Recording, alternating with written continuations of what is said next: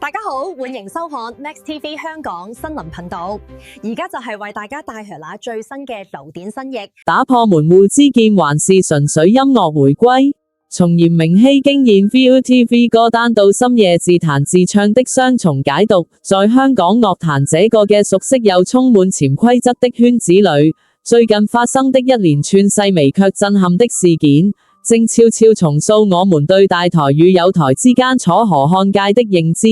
而這一切的聚焦點，竟然落在了那位以獨特唱腔著稱的火星女孩嚴明熙 Chi 身上。當大眾還在習慣性地將歌手按電視台歸類時，一張來自 ViuTV Chill Club 推介的節目單截圖在網上瘋傳，赫然出現星期四播放 MV 風女 Chi 嚴明熙的字樣。這短短一行字所帶來的衝擊力，絕對不亞於一場紅館演唱會的官宣，因為這不僅僅是一首 MV 的播放，更被視為是近年來香港樂壇兩大陣營 TVB 與 ViuTV 之間破冰的強烈信號，甚至是音樂大同的一道曙光。試想一下，作為 TVB 一手捧紅的新生代小天后 Chi 的名字與作品能夠跨越頻譜，出現在主打年輕獨立與本土市場的 ViuTV 平台上，這本身就是對音樂無界限最有力的詮釋。這種跨平台的曝光不僅打破了過往一台獨大或老死不相往來的僵局，更讓人不禁思考，難道香港樂壇終於要迎來一個只論實力不問出身的真正百花齊放時代了嗎？這對於渴望聽到好歌的樂迷來說，無疑是極具正能量的信號。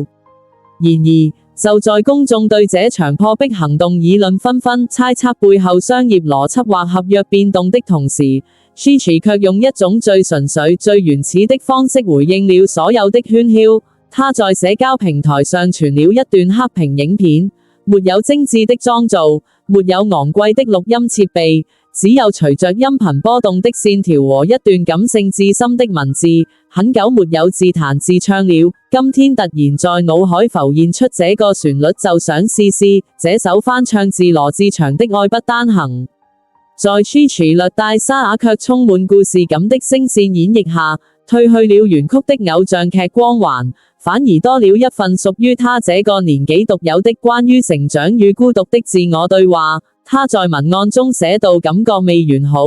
但係可以運用一下這句看似謙虛的自我懷疑，實則流露出一種藝術家難得的真誠與對完美的追求。在這個流量為王的時代，他選擇用聽覺而非視覺來與粉絲交流。影片中那句愛是不可數的嗎唱得百轉千回，不僅展現了他對情感細膩的捕捉能力，更像是在告訴大眾，無論外界的平台之爭如何激烈，無論身處哪一個舞台，回歸到最本質的地方，她依然是那個熱愛音樂會因為一段旋律而深夜感動的女孩。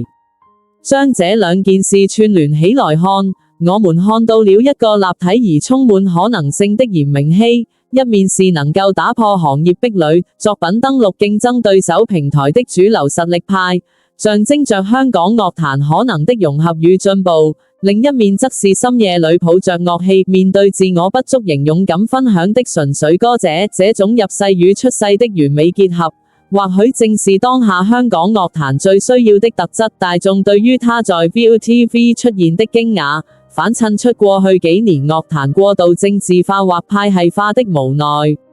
而他這首不完美的愛不單行 cover， 卻完美地治癒了這種焦慮，提醒我們音樂的初衷是情感的共鳴而非立場的宣示。如果說風女在 Chill Club 的播放是一次行業的試探與進步，那麼這段黑屏的自彈自唱就是 Chi 對粉絲最長情的告白，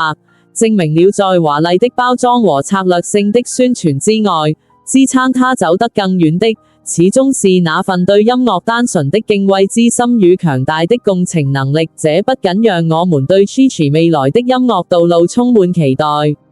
更讓我們有理由相信，香港樂壇正在經歷一場由新一代歌手引領的回歸音樂本質的溫柔革命。而這場革命，無論是對歌手本身還是對聽眾而言，都是一場愛不單行的雙向奔赴。